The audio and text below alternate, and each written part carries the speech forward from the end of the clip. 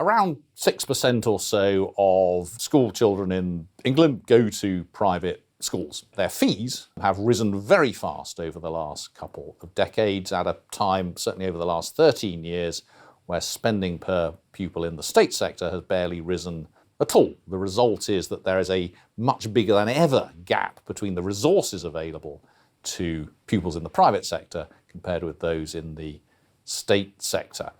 Now, one of the conclusions you might draw from that is that we've had these huge increases in fees over a period of time and literally no reduction in the numbers of young people going to private schools. I think that's one of the main reasons you might reasonably think that if you were to, as the Labour opposition wants to, impose VAT on private school fees, there's no great reason to think that's going to have a big impact on the numbers of people who go into the private sector.